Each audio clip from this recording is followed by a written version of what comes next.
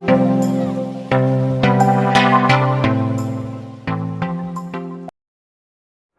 हिंद दोस्तों, economics class में एक बार फिर से आपका स्वागत है। मेरा नाम है चैन सिंह और आज हम समझेंगे अधिमांग के कारण और उसके प्रभाव। चलिए तो शुरू करते हैं। वीडियो में अंत तक बने रहिएगा ताकि ठीक से आपको समझ में आ सके, और समझ में आ जाए तो लाइक और शेयर भी करना है। लाइक और शेयर करने के बाद चैनल को दबाकर सब्सक्राइब भी करना है। चलिए तो शुरू करते हैं। कल के वीडियो में हमने अधिमांग और न्यून मांग दोनों को समझ लिया है कि क्या होती है, दोनों की परिभाषा भी कर ली थी, लेकिन एक ही ग्राफ पे समझा था। इसीलिए हम अधिमांग का ग्राफ जो है आज एक अलग से बना रहे हैं ताकि कल के वीडियो में यदि किसी को कंफ्यूजन रह गया है तो वो क्लियर हो जाए। चलिए शुरू करते हैं। तो अधिमांग क्या होती है? मतलब कि जितनी हमें आवश्यकता है मांग की, यदि उससे अधिक मांग अर्थव्यवस्था में पाई जाती है तो उसे कहते हैं अधिमांग। ग्राफ द्वारा समझते हैं। यहां पर हम क्या करेंगे, समग्र मांग और समग्र पूर्ति। ठीक है, तो समग्र मांग एवं पूर्ति दोनों को हम बाय अक्ष पर, ये हमारा बाय अक्ष है और ये है एक्स अक्ष। तो यहां पर हम क्या करेंगे, यहां पर आय एवं रोजगार का स्तर का निर्धारण होता है। ठीक है साहब, चलिए आगे बढ़ते हैं। सबसे पहले हम समग्र पूर्ति वक्र बनाते हैं। समग्र पूर्ति वक्र बहुत जरूरी है। तो समग्र पूर्ति वक्र जो बनता है वह इस प्रकार का बनता है और एक समय के बाद क्या हो जाता है, बाय अक्ष के पैरेलल हो जाता है।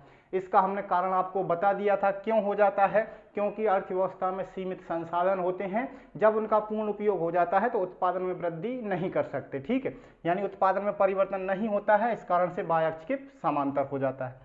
तो यहां तक हम क्या कर सकते हैं, उत्पादन कर सकते हैं। अब हमें क्या ध्यान में रखना है, पूर्ण रोजगार की स्थिति, मतलब कि सभी साधनों को रोजगार प्राप्त हो जाए। तो यहां तक उत्पादन करने के लिए हमारे पास क्या है, संसाधन है। क्या है, संसाधन है। तो अब हमें कितनी मांग की आवश्यकता है, हमें यहां पर समग्र मांग की इस प्रकार की आवश्यकता है कि वह इस बिंदु को काटे, यानी कि ये हो गया हमारा एग्रीगेट डिमांड और ये हो गया एग्रीगेट सप्लाई। ठीक है, यहां पर हो गया है पूर्ण रोजगार की स्थिति, या हम ये कहें कि संतुलन का निर्धारण। संतुलन का निर्धारण मतलब कि हमारी अर्थव्यवस्था के अंतर्गत जितने भी साधन थे सभी को रोजगार मिल गया है और उनकी आय एवं रोजगार का स्तर यहां पर निर्धारित हो गया है। लेकिन हमें क्या समझना है, अधिमांग। तो अधिमांग क्या होती है, अधिमांग मतलब कि अर्थव्यवस्था में सभी संसाधनों को रोजगार देने के बाद जो अर्थव्यवस्था में अधिक मांग बचती है उसको क्या कहते हैं, हम अधिमांग कहते हैं। तो एक ग्राफ हमने AD2 का इस प्रकार से बना लिया, ये AD1 होगा, ये AD2। रोजगार संतुलन या आय के निर्धारण, या हम ये कहें कि संतुलन का बिंदु जो ये वाला है, इसको स्थापित करने के लिए हमें कितनी समग्र मांग की आवश्यकता थी, तो कहेंगे AD1 की। लेकिन अर्थव्यवस्था में अभी जो मांग है वो कितनी है, कहेंगे AD2। तो यहां पर क्या हो रहा है, संतुलन से अधिक, मतलब कि आवश्यकता से अधिक जो मांग यहां पर हमें दिखाई दे रही है, ये क्या है, ये होती है अधिमांग या एक्सेस डिमांड। ठीक है, क्या होती है, अधिमांग या एक्सेस डिमांड, ये जो यहां पर हमें दिखाई दे रही है। ठीक, अब ये किस कारण से होती है, इसकी कारणों पर हमें चर्चा करनी है और इसके क्या प्रभाव पड़ते हैं अर्थव्यवस्था में उसकी चर्चा करनी है। तो उन्हें आज हम समझेंगे एक एक करके। चलिए तो सबसे पहले हम कारण देखते हैं कि अधिमांग के कारण क्या होते हैं। ठीक है, तो अधिमांग के मतलब कि अधिक मांग किन कारणों से बाजार में उपलब्ध हो जाती है। हम ये समझ सकते हैं कि भाई बाजार में मांग अचानक इतनी बढ़ गई है, कैसे बढ़ गई है, उसके क्या कारण हो सकते हैं। तो अर्थशास्त्री इसी में दिमाग लगाते रहते हैं कि क्यों बढ़ गई है। देखिए, अधिक मांग हो जाए तो भी सरकार परेशान होती है, न्यून मांग हो जाए तो भी सरकार परेशान होती है, उसके अपने कारण होते हैं। क्या होता है, अब वही कारणों की हम चर्चा करेंगे। तो सबसे पहले अधिमांग के, तो अधिमांग के यदि हम देखें तो सबसे पहले हैं मौद्रिक आय बढ़ाने वाले कारण। ठीक, मौद्रिक आय बढ़ाने वाले कारण, मौद्रिक आय बढ़ाने वाले। ठीक है, आय बढ़ती है तभी तो मांग होती है। यदि आपकी आय नहीं है, आपकी आय कम है, तो क्या आप मांग करेंगे, नहीं करेंगे। ठीक है, मांग कब करेंगे आप, जब आपकी आय बढ़ जाती है। ठीक, तो मौद्रिक आय बढ़ाने वाले कारण कौन कौन से कारण हैं जिनसे कि मौद्रिक आय बढ़ जाती है, इस कारण से मांग भी अर्थव्यवस्था में बढ़ जाती है। तो वो कारण है, सबसे पहले है बैंकों की साख नीति। यहां पर जरा गौर कीजिए, हमने मौद्रिक नीति पढ़ी हुई है। मौद्रिक नीति किसकी? जब बैंक वाला चैप्टर हम पढ़ रहे थे, जिसमें हमने आरबीआई और व्यापारिक बैंकों को समझाया, केंद्रीय बैंक तथा व्यापारिक बैंक, इन दोनों चैप्टर को आपने ठीक तरीके से समझ लिया है, उनका कॉन्सेप्ट आपको क्लियर है, तो ये चीज यदि आप एक बार भी पढ़ लेंगे तो भी क्लियर हो जाएगी। चलो जरा गौर कीजिए, मैं उस वीडियो का लिंक जो है डिस्क्रिप्शन में दे दूंगा, यदि किसी ने नहीं देखा है तो एक बार देख जरूर लीजिएगा। चलिए शुरू करते हैं। तो देखिए बैंकों की साख नीति। अब साख नीति क्या होती है? जो व्यापारिक बैंकें होती हैं वो क्या करती हैं? साख का निर्माण करती हैं। कैसे करती हैं? हम जानते हैं कि व्यापारिक बैंकें साख का निर्माण कैसे करती हैं? जब हमारे पास पैसा ज्यादा हो जाता है, मतलब कि आम लोगों के पास, तो आम लोग क्या करते हैं? बैंकों के पास खाता खोलते हैं और जो उनकी बचत होती है उसको वहां पर जमा कर देते हैं।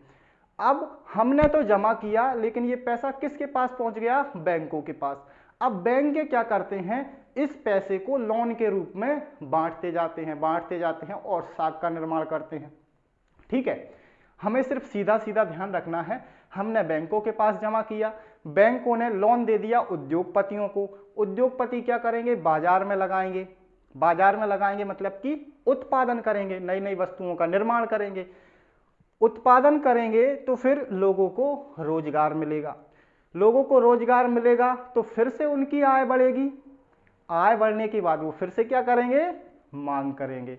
ठीक है, तो जो साख नीति होती है, साख नीति में यदि सरकार अधिक कंट्रोल नहीं करे, सरकार ये कहे कि ठीक है आप व्यापारियों को लोन दीजिए, हमारी अर्थव्यवस्था में मांग कम है, ये लोन देते रहेंगे व्यापारियों को, तो अधिक लोन जब हो जाते हैं, मतलब लोन बांटते ही रहते हैं, तो पैसा क्या होता है? बाजार में अधिक पहुंच जाता है, अधिक उत्पादन होने लगता है। अधिक उत्पादन होगा तो रोजगार अधिक मिलेंगे, रोजगार अधिक मिलेंगे तो लोगों का आय भी बढ़ेगी, और आय बढ़ने से क्या हो जाता है? जो क्रय शक्ति होती है वो क्या हो जाती है? बढ़ जाती है। और क्रय शक्ति बढ़ती है तो वो ही क्या फिर निर्माण कर देती है? अधिक मांग का निर्माण कर देती है। मतलब कि हमारे पास पैसा आया तो हम मांग करने लगेंगे, बस सीधा सीधा ये कॉन्सेप्ट याद रखना है। अब पैसा कैसे कैसे आ सकता है वो सभी हम चर्चा कर रहे हैं। एक कॉन्सेप्ट क्लियर हो गया। चलिए अब दूसरे पर चलते हैं। दूसरा देखिए, और सरकार क्या करती है? सरकार कभी कभी घाटे की वित्तीय व्यवस्था लेके आती है। घाटे की वित्तीय व्यवस्था मतलब कि घाटे का बजट लेके आना। अब घाटे का बजट कैसे? देखिए क्या होता है, सरकार को आय कहां से मिलती है? टैक्स के द्वारा। ठीक है, सरकार को आय होती है कहां से? टैक्स से। अब मान लीजिए जो टैक्स है सरकार को 1000 करोड़ रुपए का प्राप्त हुआ है। ठीक है, 1000 करोड़ रुपए का प्राप्त हुआ है, लेकिन सरकार ये सोचती है कि हमें हमारी अर्थव्यवस्था को आगे ले जाना है, तो क्या करें? हम खर्च 2000 करोड़ रुपए कर देते हैं। कितना कर देते हैं? 2000 करोड़ रुपए। आय प्राप्त हुई थी 1000, लेकिन खर्च करेंगे कितना? 2000 करोड़। अब ये कैसे करेंगे? इसके लिए क्या करती है जो सरकार होती है? केंद्रीय बैंक को बोलती है। केंद्रीय बैंक क्या करता है? नए नोटों का निर्गमन। हमारी आय नहीं है, फिर भी हम नए नोट क्या कर देंगे? छाप देंगे। ठीक है, नए नोट छाप देंगे तो सरकार क्या बोलेगी आरबीआई को कि आप इतने 1000 करोड़ के नए नोट छापिए, हम क्या करेंगे? इसे अर्थव्यवस्था में लगाएंगे और फिर लोगों से टैक्स के रूप में वसूल लेंगे, तो हमारी जो अर्थव्यवस्था है वह संतुलित हो जाएगी। घाटे के बजट से किस में पहुंच जाएगी? फिर नॉर्मल बजट में पहुंच जाएगी। लेकिन ऐसा कब करती है? देखिए, या तो युद्ध काल की स्थिति हो। युद्ध काल में जैसे क्या होता है कि सरकार को बहुत बड़ी मात्रा में गोला बारूद, गाड़ियां आदि खरीदना पड़ता है, राशन पानी का सामान भी खरीदना पड़ता है, सरकार को बहुत पैसे की आवश्यकता होती है। अब उसे तुरंत लोन के द्वारा या अन्य आय के द्वारा, जैसे कि आय उसकी कहां से होती है? टैक्सों के द्वारा होती है, तो तुरंत ये आय उसे नहीं मिल पाती। तो ऐसी स्थिति में सरकार क्या करती है? घाटे की वित्तीय व्यवस्था भी अपनाती है। या फिर कोई संकट काल हो, जैसे कि अकाल पड़ गया हो या बाढ़ आ जाए, ऐसी कई स्थितियां होती हैं। ठीक है, उनमें बस हमें यह समझना है घाटे की व्यवस्था कब की जाती है। मतलब कि या तो युद्ध काल हो या कोई इमरजेंसी काल हो, ऐसे में सरकार को तुरंत पैसा चाहिए होता है। तुरंत पैसा चाहिए मतलब कि ना तो वह बैंकों से लोन ले सकती है जल्दी, और ना ही टैक्स इतने बढ़ा सकती है इतने जल्दी कि भाई टैक्सों से आय हो जाए। तो सरकार क्या करेगी? घाटे की वित्तीय व्यवस्था अपनाती है। घाटे की मतलब कि अपनी आय से ज्यादा खर्च कर देना। कहां पर खर्च कर देना? अब देखिए, जैसे घाटे की वित्तीय व्यवस्था अपना कर सरकार क्या करेगी? खर्च करेगी। कैसे खर्च करेगी? मान लीजिए हम युद्ध का काल लेके चलते हैं, युद्ध छिड़ जाता है, सरकार बड़ी मात्रा में गोला बारूद खरीदेगी, तो पैसा किसको देगी? उत्पादकों को। पैसा किसके पास जाएगा? उत्पादकों को। उत्पादक और अधिक उत्पादन बढ़ाएंगे। उत्पादन कैसे बढ़ाएंगे? लोगों को काम पे लगा के। अब लोगों को काम मिलेगा तो उन्हें पैसा भी मिलेगा। तो ऐसे क्या हो जाएगा? पहले तो लोगों को पैसा मिलेगा, ठीक है, ये समझ लिया, तो मांग बढ़ जाएगी। लेकिन ये जो घाटे की वित्त व्यवस्था है, इसके द्वारा किस प्रकार से होता है? देखिए, घाटे की वित्त व्यवस्था के अंतर्गत सरकार क्या करती है? नोटों की छपाई करती है, ठीक है। और नए नोट जब मार्केट में आते हैं, बाजार में आते हैं, लोगों को रोजगार मिलता है, तो उनकी आय बढ़ जाती है। मुद्रा का जो प्रसार है वह क्या हो जाता है? बढ़ जाता है। बाजार में कैश बहुत ज्यादा आ जाता है, ठीक। अब ये जो कैश होता है ना, ये अर्थव्यवस्था के लिए सबसे हानिकारक है। आप कहेंगे सर पैसा नहीं होगा तो फिर कैसे काम चलेगा?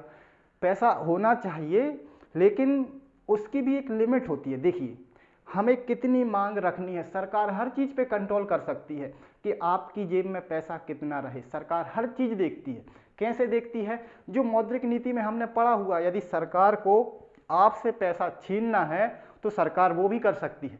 यदि सरकार को आपके पास पैसा पहुंचाना है तो सरकार वो भी कर सकती है। आपकी क्रय शक्ति घटा भी सकती है, आपकी क्रय शक्ति बढ़ा भी सकती है। सरकार के पास ये यंत्र होते हैं, ठीक। और क्या होगा? अब जैसे पैसा आपके पास पहुंचेगा, आप मांग करेंगे, तो जो नॉर्मल मांग हो रही थी, आपके पास पैसा पहुंचा आपकी जेब में, आप मिठाई की दुकान पर जाएंगे, दुकानदार बोलेगा, आप पूछेंगे कितने रुपए किलो है, वो कहेगा भाई 395 रुपए किलो है। आप बोलेंगे ये ले 400 रुपए और पैक कर दे। वो कहेंगे भाई साहब छुट्टे नहीं है। आप बोलेगे ले जा भाई, पूरे रख ले, तू चेंज तू खुद रख ले। ये क्या है? ये ताकत होती है पैसे की। यदि आपकी जेब में पैसा है तो आप उसे पानी की तरह बहाते हैं, और नहीं होता है तो फिर कंट्रोल करके चलते हैं, ठीक है। तो यहां पर क्या हो रहा है? अब पैसा मार्केट में आ रहा है, पैसा आपकी जेब में आ रहा है, तो क्या होगा? फिर आप उसे खर्च करोगे, उसकी क्या हो जाएगा? मांग क्या हो जाता है? बढ़ जाती है। अब आपने जैसे दुकानदार पर छोड़ दिए कि 6 रुपए तू रख, ठीक है, 5 रुपए तू रख ले, तो वो तो बोलेगा भैया मेरा भाव बढ़ गया है, 395 की जगह मेरी मिठाई कितने में जा रही है? 400 रुपए में, तो मेरा तो रेट ही चल रहा है 400। आपने 400 दिए, दो लोगों ने और दे दिए 400, लो मिठाई की कीमत कितनी हो गई? 400 रुपए किलो। तो इस प्रकार से फिर जो कीमत है वो भी बढ़ जाती है और मांग है वो भी बढ़ जाती है। चलिए, तीसरा कारण क्या है? तीसरा कारण होता है सरकार की नीतियां। सरकार की नीतियां कौन सी? जैसे कि मौद्रिक नीति हो गई, ठीक है। अब मौद्रिक नीति में क्या किया जाता है? देखिए, कर की जो दर है वह है कम। सरकार कभी कभी क्या सोचती है, यदि अर्थव्यवस्था में मांग कम है तो मांग को बढ़ाना है, तभी तो रोजगार उत्पन्न होंगे। यदि मांग कम होगी तो रोजगार उत्पन्न नहीं होंगे। अब सरकार मांग बढ़ाएगी तो भी दिक्कत है, रोजगार कम होंगे तो भी दिक्कत है, ठीक है। तो यदि मांग अर्थव्यवस्था में कम है तो सरकार क्या करती है? जो कर होते हैं उन्हें, उनकी दर कम कर देती है। टैक्स की दर क्या कर देगी? कम कर देगी। टैक्स की दर कम करने से क्या होगा? पैसा सरकार के पास कम जाएगा, लोगों के पास ज्यादा रहेगा। ज्यादा रहेगा तो वो अधिक मांग करेंगे, तभी तो मांग बढ़ेगी। लोगों के पास पैसा होगा तभी तो मांग बढ़ेगी। तो सरकार यदि ये चाहती है कि अर्थव्यवस्था में मांग कम हो गई है, ऐसी स्थिति में लोगों की क्रय शक्ति बढ़ाना चाहिए, तो ऐसे में क्या करती है? जो कर की दरें होती हैं उनमें कमी कर देती है। इसके बाद ऋणों का भुगतान कर देती है। ऋणों का भुगतान, कौन से ऋणों का? देखिए, मैंने पहले हम पढ़ चुके हैं ना ये सब चीजें, कि यदि सरकार को पैसा निकालना है तो सरकार क्या करेगी? जो व्यापारिक बैंकें हैं उनसे लोन मांगेगी, ठीक है। लोन मांगेगी तो जो व्यापारिक बैंकें हैं वह उद्योगपतियों को लोन ना देकर किसको लोन देंगे? सरकार को, ठीक है।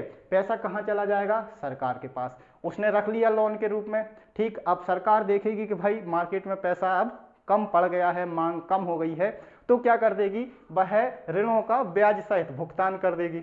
ये लो, पैसा फिर से मार्केट में आ गया, व्यापारिक बैंकों के पास आ गया, फिर से व्यापारिक बैंकें क्या कर सकती हैं? लोन दे सकती हैं। किसको? उद्योगपतियों को। उद्योगपतियों को लोन मिलेगा, वो उत्पादन में लगाएंगे, उत्पादन में लगाएंगे तो लोगों को रोजगार मिलेगा, रोजगार मिलेगा तो आय बढ़ेगी, आय बढ़ेगी तो मांग बढ़ेगी। Concept clear? चलिए, इसके बाद देखिए मुद्रा का प्रचलन, प्रचलन में वृद्धि। मुद्रा के प्रचलन में वृद्धि मतलब कि जो हमने अभी उदाहरण समझा मिठाई वाला, यही वो चीज है। कौन सी? वेग बढ़ जाता है। वेग बढ़ जाता है मतलब कि बहुत ज़्यादा लोग उसका इस्तेमाल करते हैं, फिर उस समय जो बचत प्रवृत्ति होती है वो थोड़ी सी कम रहती है, लोग उसको ज़्यादा उपभोग करते हैं, लोगों का जो उपभोग है वह बढ़ जाता है। कैसे बढ़ जाता है? आप इससे अंदाज़ा लगा सकते हैं, यदि आपकी सैलरी धीरे धीरे बढ़ने लगती है, ठीक है, तो आप सोचेंगे अब मुझे गाड़ी खरीदनी है, फिर सोचेंगे अब मुझे कार खरीदनी है, फिर सोचेंगे एक बंगला भी बनाना है। तो ये क्या है? उपभोग प्रवृत्ति में वृद्धि होती है। तो इससे क्या हो जाता है? मुद्रा का जो प्रचलन में वृद्धि हो जाती है। मुद्रा प्रचलन में वृद्धि होगी तो क्या होगी? मांग बढ़ेगी। ठीक है, तो मांग के, अधिक मांग के बढ़ने के ये चार कौन से कारण हैं? ये मौद्रिक आय बढ़ाने वाले कारण हैं। अब देखिए, कभी जब आय बढ़ जाती है, मांग किस कारण से बढ़ती है? जब उत्पादन कम होने लगता है। तो उत्पादन कम होने वाले कारण भी अब हम समझेंगे। उत्पादन कम होने वाले मतलब कि जितनी बाजार में मांग है हम उतनी पूर्ति नहीं कर पा रहे हैं, तो उसको क्या बोलते हैं? उत्पादन में कमी होगी, तभी तो हम पूर्ति नहीं कर पा रहे हैं। यदि हम संतुलन की स्थिति देखें तो संतुलन की स्थिति में समग्र मांग और समग्र पूर्ति दोनों बराबर होना चाहिए, और यहाँ पर पूर्ति यहाँ पर है लेकिन मांग यहाँ पर है, AD2 पर।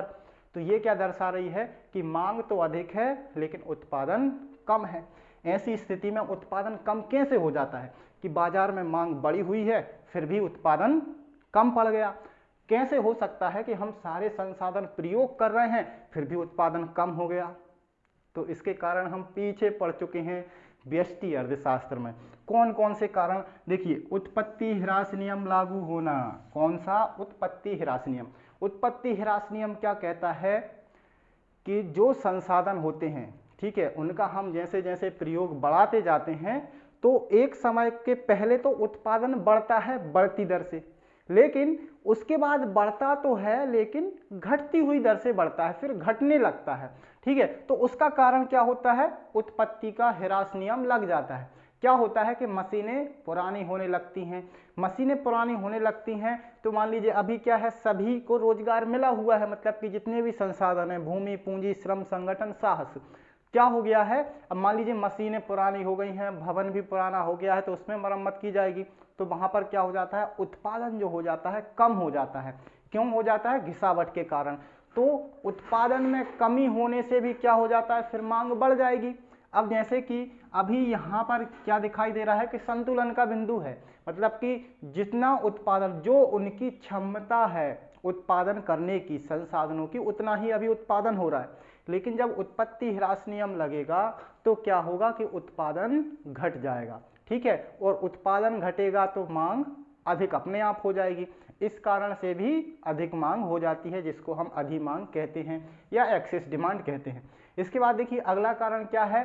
सरकार की व्यापार नीति। अब सरकार की व्यापार नीति किस प्रकार की हो? यदि सरकार ये सोचती है कि हमें हमारा विदेशी मुद्रा भंडार क्या करना है? बढ़ाना है। जो विदेशी मुद्रा है जैसे कि US डॉलर हो गया, जापान का येन हो गया, जो भी विदेश की मुद्राएं हैं उनका भंडार बढ़ाना है, तब क्या किया जाता है? जो उत्पादक वर्ग हैं उन्हें अधिक से अधिक निर्यात करने के लिए प्रोत्साहित किया जाता है। अब जो उत्पादन भारत में हो रहा है, देखिए पहले तो हम मांग कितनी कर रहे हैं? बराबर कर रहे हैं, मतलब कि जितना उत्पादन हो रहा है उतनी हमारी मांग हो रही है। लेकिन उसी उत्पादन का यदि हम क्या कर दें? निर्यात कर दें, तो फिर यहाँ पर मांग जो है बनी रहेगी, इसकी पूर्ति नहीं हो पाएगी। तो यदि सरकार को विदेशी मुद्रा भंडार बढ़ाना है तो अधिक निर्यात होते हैं, तो अधिक निर्यात होंगे मतलब कि जिस सामान की आवश्यकता हमें हमारे देश में थी वो सामान कहाँ जा रहा है? दूसरे देशों में जा रहा है, तो मांग क्या हो जाएगी? बढ़ जाएगी। ठीक है, और इसी प्रकार यदि कमी करना है तो फिर निर्यातों को रोक देगी, तो हमारे देश में उसकी मांग पूर्ति हो जाएगी। इसके बाद देखिए क्या है? अन्य कारण। अन्य कारण में आय का समान वितरण पहला है। क्या है? आय का समान वितरण। आय का समान वितरण क्या होता है? मतलब कि जितने भी संसाधन हैं, जैसे कि मान लीजिए हम श्रम को लेकर चलते हैं कि जो श्रमिक वर्ग है उनकी आय क्या हो जाती है? बढ़ जाती है। अब आय बढ़ जाती है मतलब जिन लोगों की पहले आय कम थी वो उन किसी वस्तु को खरीद पा रहे थे, किसी को नहीं खरीद पा रहे थे। अब आय का समान वितरण होने लगता है, सभी को बराबर आय होने लगती है, तो ऐसी स्थिति में क्या होता है? कि जो व्यक्ति पहले बाइक नहीं खरीद सकता था अब वो भी बाइक की मांग करेगा, जो व्यक्ति पहले 4 व्हीलर नहीं खरीद पाता था अब वो भी 4 व्हीलर की मांग कर रहा है। तो ऐसी स्थिति में क्या होता है कि जो मांग रहती है वह बढ़ जाती है। भाई बाइक की मांग बढ़ जाएगी, गाड़ी की मांग बढ़ जाएगी। यहाँ पर क्यों बढ़ जाएगी? क्योंकि आय का जो वितरण है वह समान होने लगा है। तो असमान वितरण भी जरूरी है इस हिसाब से। तो समान वितरण होने से भी क्या हो जाता है, मांग अधिक हो जाती है, जो कि संतुलन बिंदु से अधिक हमें दिखाई देती है, जिसे हम अधिमांग कहते हैं। इसके बाद आय का अंतर प्रवाह। अंतर प्रवाह किस प्रकार से? आय का अंतर प्रवाह भी इसको प्रभावित कर देता है। किस प्रकार से? जब जो है उत्पादन बढ़ता है तो एक प्रकार से चक्र चलता है। कौन सा चक्र चलता है? देखिए, उत्पादक वर्ग उत्पादन करेंगे, आपके पास पैसा आएगा सैलरी के रूप में, आप फिर उपभोग करोगे तो पैसा फिर से किसके पास चला जाएगा? उत्पादकों के पास। अब यदि सरकार क्या कर दे, जैसे कि ये व्यापार कर रही है, विदेशों से भी व्यापार कर रही है, तो विदेशी मुद्रा भी आएगी फिर लोगों के पास, उत्पादकों के लाभ बढ़ेंगे, वो और ज़्यादा उत्पादन करेंगे तो लोगों को रोजगार मिलेगा और ज़्यादा। तो जो आय है वो क्या हो जाता है, इसका चक्रीय प्रवाह जो अंतः प्रवाह होता है वह बढ़ जाता है। किस प्रकार से बढ़ जाता है? फटाक से उत्पादन किया, बाजार में माल भेजा, फिर से पैसा आ गया, फिर उत्पादन किया, फिर बाजार में माल भेजा, फिर से पैसा आ गया। तो इसका जो चक्रीय प्रवाह रहता है वो बढ़ जाता है। बढ़ जाने से क्या हो जाती है, मांग बढ़ जाती है, लोगों के पास जल्दी जल्दी पैसा आता है तो उसको फिर खर्च करने की सोचते हैं। तो ये जो कारण थे, ये क्या कारण थे कि इनके द्वारा बाजार में मांग बढ़ जाती है। ठीक है, तो अधिक मांग के या फिर अधिमांग के या फिर मांग अधिक के प्रमुख जो कारण हैं, इन्हें आप इस प्रकार से याद कर सकते हैं। चलिए अब इसके प्रभाव समझ लेते हैं कि इन जो है अधिमांग के प्रभाव क्या पड़ते हैं। यदि अर्थव्यवस्था के अंतर्गत सभी साधनों को रोजगार मिल जाता है, समग्र मांग समग्र पूर्ति बराबर हो जाते हैं, संतुलन स्थापित हो जाता है, उसके बाद भी यदि बाजार में मांग उत्पन्न रहती है, शेष मांग बची रहती है, जिसे हम एक्सेस डिमांड या अधिमांग कहते हैं, उसका कारण प्रभाव क्या पड़ता है, अर्थव्यवस्था में क्या प्रभाव पड़ता है। तो देखिए, जहां पर उसके कुछ अच्छे प्रभाव रहते हैं, कुछ उसके बुरे प्रभाव भी पड़ते हैं। तो अच्छे की बात हम अभी यहाँ पर नहीं करेंगे, ठीक है। हम कौन से प्रभाव देखेंगे जिससे कि हमारा जो संतुलन बिंदु है ये क्या होता है, प्रभावित होता है। प्रभावित मतलब कि सभी संसाधनों को यदि रोजगार मिला हुआ है तो हमारी अर्थव्यवस्था के लिए अच्छी बात है, लेकिन रोजगार नहीं मिला हुआ है तो क्या होगी, बेरोजगारी उत्पन्न होगी। ठीक है, अब कैसे होगी, देखिए सबसे पहले हम देखेंगे उत्पादन पर प्रभाव। किस पर प्रभाव देखेंगे, उत्पादन पर, कि उत्पादन पर क्या प्रभाव पड़ता है अधिक मांग का। उत्पादन पर मतलब कि देखिए, जितना जैसे कि पूरे संसाधनों को रोजगार मिल गया है तो जितना उत्पादन हो रहा है उतना ही क्या है, संभव है, उससे ज़्यादा हम उत्पादन नहीं कर सकते, क्योंकि उसके बाद फिर हमें और अधिक संसाधन चाहिए हैं। ठीक, अब इसका क्या कारण होता है कि अधिक उपभोग बढ़ जाता है। ठीक, उपभोग अधिक बढ़ता है तो लोग जो है बचते कम करते हैं। जैसे लोगों की आय बढ़ने लगती है तो वह अपने जीवन स्तर पर पहले सुधार करता है, बचत करने की बाद में सोचता है। ठीक है, तो बचतें क्या हो जाती हैं, कम हो जाती हैं। बचतें कम हो जाती हैं तो जो विनियोग होता है, मतलब पैसा जहां पर निवेश होना चाहिए, ठीक, वहां पर निवेश नहीं हो पाता। तो इससे क्या होता है कि उत्पादन प्रभावित होता है। लोगों का जो उत्पादक वर्ग रहते हैं उन्हें पैसे की आवश्यकता होती है अधिक उत्पादन करने के लिए, क्योंकि इन्होंने जितना उत्पादन किया है उतना पैसा उनके पास हाल साल नहीं आता, सामान धीरे धीरे बिकता है। ऐसा नहीं होता कि एक दिन पूर्ति की दूसरे दिन पैसा आ गया, ठीक है, धीरे धीरे बिकता है। तो इन्हें विनियोग की आवश्यकता होती है। अब पैसे का जो चक्र है, सर्कुलेशन है, वो सही तरीके से नहीं चलेगा तो क्या हो जाएगा, फिर उत्पादन बिगड़ जाएगा, मतलब उत्पादन के लिए पैसे की कमी पड़ेगी। इसके बाद उत्पादन का ढांचा परिवर्तित हो जाता है। ढांचा परिवर्तित किस प्रकार से, देखिए जैसे कि हमने समझा, आय के बढ़ने से लोग जिन वस्तुओं का उपभोग नहीं कर पाते हैं उन वस्तुओं की भी मांग करने लगते हैं, क्योंकि पहले उनकी आय कम थी तो वह बाइक नहीं खरीद पा रहे थे, आय बढ़ने लगी है तो फिर बाइक वो खरीद लेते हैं। तो इससे क्या हो गया कि लोग, जब आय बढ़ती है तो लोग विलासिता की ओर भगते हैं। विलासिता की ओर मतलब कि जो विलासितापूर्ण वस्तु हैं उनका उपभोग ज़्यादा किया जाता है। तो जो उद्योगपति रहते हैं उन्हें रहता है लाभ से मतलब, वो क्या देखते हैं कि अभी लाभ हमें कहाँ पर है। जो आटे का निर्माण कर रहा था, गेहूं खरीद कर आटा बनाता है, उसकी बिक्री करता है, वो सोचता है कि यार कपड़ा उद्योग में अधिक फायदा है, तो वह गेहूं का उत्पादन बंद करके किसका निर्माण करेगा, फिर कपड़े का। विलासितापूर्ण वस्तुएं जैसे कि कार हो गया, लग्जरी गाड़ियां हो गई, इसके बाद हीरे जवाहरात, सोना चांदी, इसके बाद जैसे कि फर्नीचर हो गया, एसी हो गया, कूलर हो गया, पंखा हो गया, इनके व्यापार में लोग फिर अधिक पैसा लगाते हैं। तो जो आवश्यकता की वस्तुएं रहती हैं वो क्या हो जाती हैं, छूट जाती हैं। उनका कई लोग क्या कर देते हैं, उत्पादन बंद कर देते हैं। तो इससे जो उत्पादन का ढांचा होता है वो क्या हो जाता है, परिवर्तित हो जाता है। तो अधिक मांग के कारण ये प्रभाव उत्पादन में देखा जाता है। इसके बाद देखिए, उद्यमियों को निर्णय लेने में कठिनाई होती है। किस प्रकार का निर्णय, जहां पर मांग अधिक होती है ना, जैसे कि यहां पर हम क्या दिखा रहे हैं, मांग अधिक की बात कर रहे हैं। मांग अधिक है मतलब कि किसी भी आप उद्योग में पैसा लगा दीजिए, आपको फायदा होना है, लाभ होना है, तो लेकिन क्या होगा, थोड़ा धीरे धीरे होगा, ठीक। लेकिन यहां पर उद्योगपति फिर क्या सोचेंगे, यार कि इससे अच्छा क्या है हम शेयर मार्केट में पैसा लगाएं, इससे अच्छा क्या है हम निवेश करें।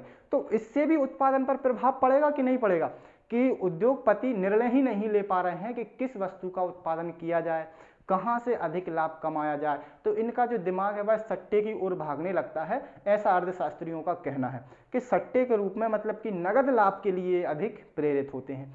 इसके बाद क्या हो जाता है, और देखिए जमाखोरी को बढ़ावा मिलता है। जमाखोरी को किस प्रकार से बढ़ावा मिलता है, जब मांग अधिक होती है तो क्या हो जाता है, अपने आप ही कीमतें बढ़ने लगती हैं। कीमतें कैसे बढ़ने लगती हैं, देखिए मान लीजिए आपके पास बहुत पैसा है, सभी आपके, जैसे कि एक गांव है, यदि उस गांव में सभी लोगों के पास पैसा है और 3-4 दुकानें वहां पर हैं जो राशन का काम करती हैं, किसकी, राशन की दुकान यदि वहां पर है, और अब ये मान लीजिए सभी के पास पैसा है, तो ये तीनों दुकानदार मिलकर ये तय कर लेंगे कि हमें क्या करना है, ये वस्तु की कीमत बढ़ानी है। तो वो संभव हो जाता है। कैसे संभव हो जाता है, मान लीजिए इन्हें जो शक्कर है, शक्कर की कीमत में वृद्धि करवानी है, तो ये तीनों मिलकर ये साठगांठ अपनी बैठा लेंगे, कहेंगे कि आज शक्कर नहीं बेचना है, ठीक है, और दूसरे कहेंगे कि कल लेके आएंगे, और दूसरे दिन बोलेंगे कि आज इतने रुपए की कट्टी आई है, शक्कर की बोरी खरीदी गई है, तो हम इसको जैसे कल 40 रुपए में दे रहे थे, तो आज कितने में मिलेगी, 50 में मिलेगी, तो 10 रुपए का मूल्य बढ़ गया, ठीक है। फिर दूसरे दिन फिर रोक देंगे उसकी सप्लाई। ये क्या कर लेंगे, 3-4 लोग मिलकर सप्लाई को बंद कर देंगे, और कब बेचेंगे, जब उसका मूल्य बढ़ जाएगा। तो इसको बोलते हैं जमाखोरी। जमाखोरी मतलब कि पूर्ति है लेकिन वह बाजार में नहीं लाएंगे, कहाँ रखेंगे, अपने स्टॉक में, स्टॉक में जमा करके रखेंगे कि, और बोलेंगे कि अभी मार्केट में नहीं मिल रही है, ठीक है, और फिर एक आध दिन लेके आएंगे और कहेंगे कि आज महंगी मिली है, तो रेट बढ़ाकर फिर बेच देंगे। तो इसको बोलते हैं जमाखोरी। इससे क्या हो जाता है, कीमतें बढ़ती हैं, तो इन दुकानदारों को लाभ मिल जाता है। इसके बाद देखिए निर्यात पर प्रभाव पड़ता है। निर्यात पर किस प्रकार का प्रभाव पड़ेगा, भाई जब हमारे देश में ही मांग अधिक है तो दूसरे देशों में हम क्यों बेचेंगे, उत्पादक क्यों जाएंगे, क्योंकि वहां पर जाएंगे तो उनके टैक्स लगेंगे, टैक्स लगेंगे तो वस्तु महंगी होगी, वस्तु महंगी होगी तो वहां पर मांग कम होगी, इससे बढ़िया है अपने देश में बेचो। तो इससे क्या हो जाता है, जो उत्पादक वर्ग रहते हैं भाई निर्यात के लिए प्रेरित नहीं होते। जब देश में ही मांग अधिक हो तो फिर निर्यात क्यों करेंगे, निर्यात ना करने से मुद्रा भंडार में कमी आ जाएगी, तो सरकार के लिए इसमें भी समस्या होती है। चलिए उसके बाद देखिए रोजगार पर प्रभाव। रोजगार पर डायरेक्टली मांग का प्रभाव नहीं पड़ता है, ठीक है, जितनी अधिक मांग होगी उतने अधिक रोजगार मिलेंगे, तो रोजगार पर डायरेक्टली प्रभाव तो नहीं पड़ता है। लेकिन उत्पादन पर यदि कोई प्रभाव पड़ेगा तो फिर रोजगार पर भी प्रभाव पड़ता है। कैसे, यदि किसी को अपना उत्पादन बंद करने की नौबत आती है, वह अपनी फैक्ट्रियां बंद करता है, तो फिर उन फैक्ट्रियों में लगे हुए जो लोग हैं वो क्या हो जाएंगे, बेरोजगार हो जाएंगे। तो उत्पादन पर प्रभाव पड़ने से रोजगार पर प्रभाव पड़ सकता है, ये चीज हम लिखेंगे, डायरेक्टली इसका रोजगार पर प्रभाव नहीं पड़ता, ठीक है। इसके बाद कीमत स्तर पर प्रभाव। तो कीमत स्तर पर प्रभाव हमने जमाखोरी में समझ लिया किस प्रकार से पड़ता है, कि मांग अधिक होने से कीमतें बढ़ने लगती हैं, कीमत स्तर जो रहता है वह बढ़ जाता है। इसको हम बोलते हैं मुद्रास्फीति, ठीक है। अब मुद्रास्फीति इसको आया है, तो ये जो अंतराल है, ठीक है, कौन सा, ये वाला जो अंतराल है, इसको बोलते हैं स्फीतिक अंतराल। इसको ध्यान में रखना है, स्फीतिक अंतराल। ठीक है, यदि पूछ लिया जाए 1 नंबर या 2 नंबर में स्फीतिक अंतराल क्या होता है, तो मांग आधिक्य को ही हम क्या कहते हैं, स्फीतिक अंतराल कहते हैं। ठीक है, इसको ध्यान में रखना है। चलिए, तो आज के लिए काफी हो गया, मिलते हैं अगले वीडियो में, तब तक के लिए जय हिंद, वंदे मातरम।